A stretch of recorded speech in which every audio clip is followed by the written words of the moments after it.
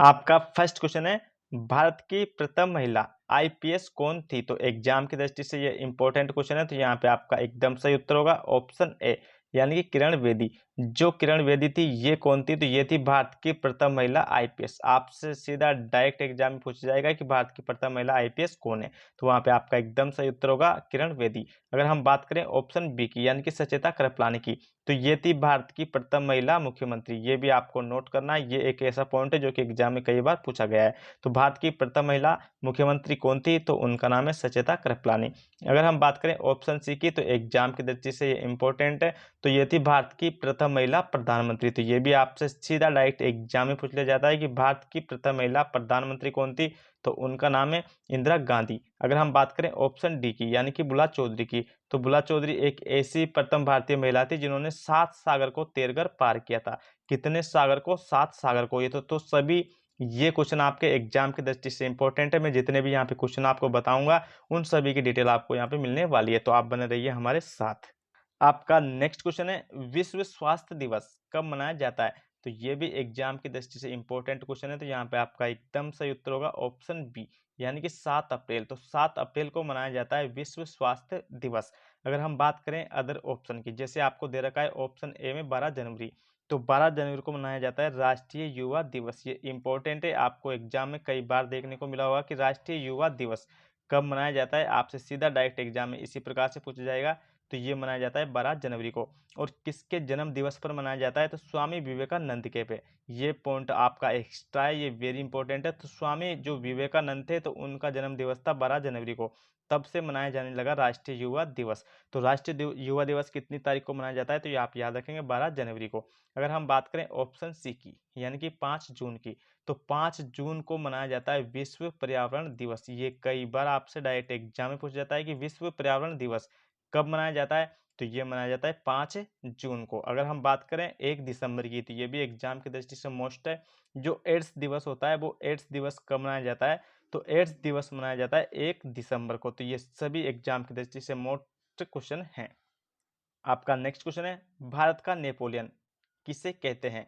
तो यहाँ पे आपको ऑप्शन में नहीं दिया गया, तो ये कहा जाता है समुद्रगुप्त को। जो समुद्रगुप्त थे उसे कहा जाता था भारत का नेपोलियन। ये डायरेक्ट सीधा एग्जाम में आपसे पूछ जाएगा कि भारत का नेपोलियन किसे कहा जाता है, तो वहां पे आपका एकदम सही उत्तर होगा समुद्रगुप्त। जबकि अगर हम बात करें ऑप्शन ए की, वल्लभ भाई पटेल की, तो इनको कहा जाता है सरदार। ये एक प्रकार से इनको उपाधि दी गई थी। तो सरदार किसे कहा जाता है? तो ये कहा जाता है वल्लभ भाई पटेल को। अगर हम बात करें ऑप्शन बी की, यानी कि अमीर खुसरो को, तो ये एग्जाम की दृष्टि से वेरी इंपॉर्टेंट है। तो जो तोताए हिंद बोला जाता है, वो तोताए हिंद किसे बोला जाता है? तो वो बोला जाता है अमीर खुसरो को। ये भी आपसे एग्जाम में पूछा जाता है, तो आप याद रखेंगे तोताए हिंद किसे बोलते हैं? अमीर खुसरो को। अगर हम बात करें ऑप्शन सी की, ध्यानचंद की, तो ये भी वेरी इंपॉर्टेंट है। इनको बोला जाता है हॉकी के जादूगर। तो हॉकी के जादूगर किसे बोला जाता है? ये बोला जाता है ध्यानचंद को। और ये आपको याद रखना है कि जो ध्यानचंद थे, इनका जन्म कब हुआ था? तो इनका जन्म हुआ था 29 अगस्त को। इसीलिए 29 अगस्त को खेल दिवस भी मनाया जाता है। तो ये खेल दिवस भी एग्जाम की दृष्टि से मोस्ट होता है। ये कब मनाया जाता है? 29 अगस्त को। और किनके जन्म दिवस पर? तो ये मनाया जाता है ध्यानचंद के जन्म दिवस पर। और ध्यानचंद को क्या बोला जाता है? हॉकी के जादूगर। अगर हम बात करें ऑप्शन डी की, यानी कि कालिदास की, तो जो कालिदास है इनको कहा जाता है भारत का शेक्सपियर। ये भी आपको नोट करना है। तो भारत का शेक्सपियर किसे कहा जाता है? उनका नाम है कालिदास। तो ये भी एग्जाम की दृष्टि से सभी इंपॉर्टेंट क्वेश्चन है, आपको याद रखने हैं।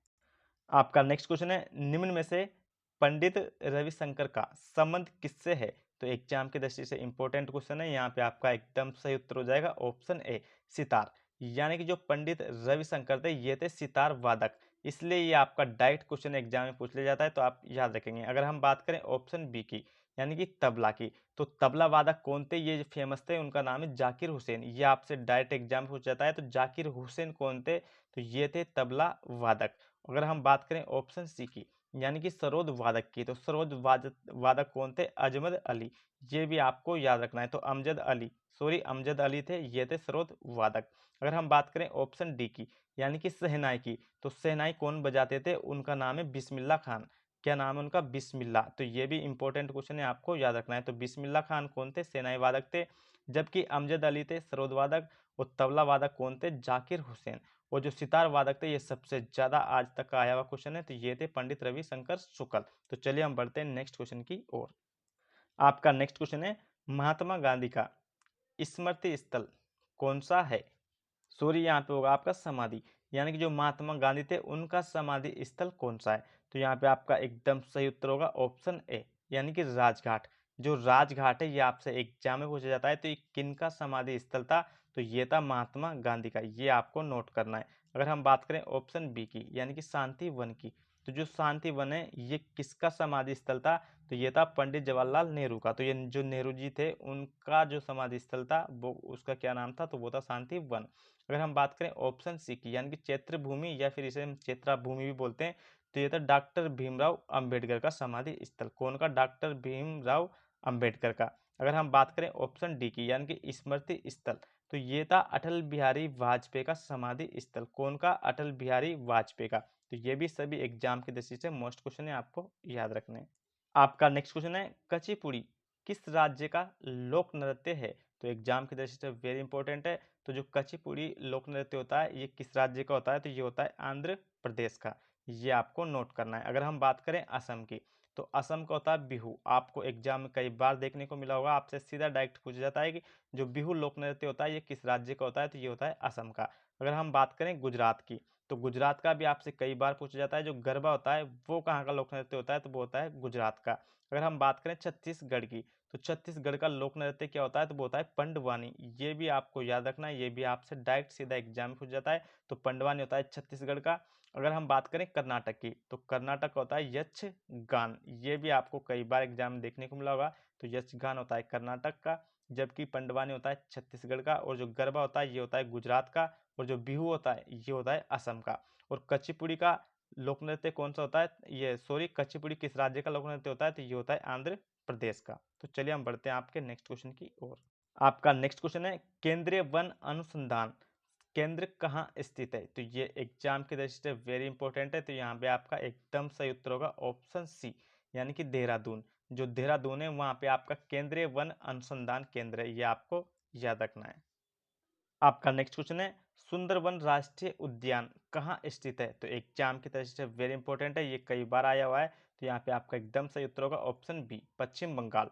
जो सुंदरवन राष्ट्रीय उद्यान है ये कौन सी जगह स्थित है? तो आप याद रखेंगे ये है पश्चिम बंगाल के अंदर स्थित। आपका नेक्स्ट क्वेश्चन है 2.5 दिन का झोपड़ा भारत में कहाँ स्थित है? तो ये भी एग्जाम की दृष्टि से मोस्ट है। तो यहाँ पे आपका एकदम सही उत्तर होगा ऑप्शन बी, अजमेर। जो अजमेर है उसमें आपका 2.5 दिन का झोपड़ा, और जो अजमेर है ये कौन सी जगह स्थित है? तो ये है राजस्थान में। ये भी आपको नोट करना है। तो राजस्थान या फिर डायरेक्ट आपसे पूछा जाएगा अजमेर। आपका नेक्स्ट क्वेश्चन है यूनिसेफ का मुख्यालय कहाँ स्थित है? तो एग्जाम की दृष्टि से मोस्ट है। यहाँ पे आपका एकदम सही उत्तर होगा ऑप्शन बी, न्यूयॉर्क। जो न्यूयॉर्क होता है यहाँ पे होता है यूनिसेफ का मुख्यालय, ये आपसे सीधा डायरेक्ट पूछ जाता है। और जो आपका गेट होता है, गेट, उस गेट का मुख्यालय कहाँ होता है? तो इस गेट का मुख्यालय होता है जेनेवा में। अगर हम बात करें ऑप्शन सी की, वियना की। जो अंतर्राष्ट्रीय परमाणु ऊर्जा एजेंसी होती है आपकी, अंतर्राष्ट्रीय परमाणु ऊर्जा एजेंसी, ये कहाँ है? वियना में। अगर हम बात करें मनीला की, तो मनीला किसका मुख्यालय है? तो ये है एशियाई बैंक का। किसका? एशियाई बैंक का, या फिर हम बोल सकते हैं एडीबी। तो एडीबी का आपका मुख्यालय कौन सा होता है? तो ये होता है आपका मनीला।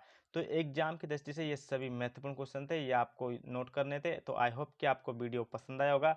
अगर वीडियो आया पसंद आपको और आप हमारे चैनल पर पहली बार हैं तो हमारे चैनल को सब्सक्राइब कर लें, बेल आइकन को प्रेस कर लें, और इस वीडियो को ज़्यादा से ज़्यादा शेयर करें। Thank you. स्वस्थ रहो, मस्त रहो। जय हिंद, जय भारत।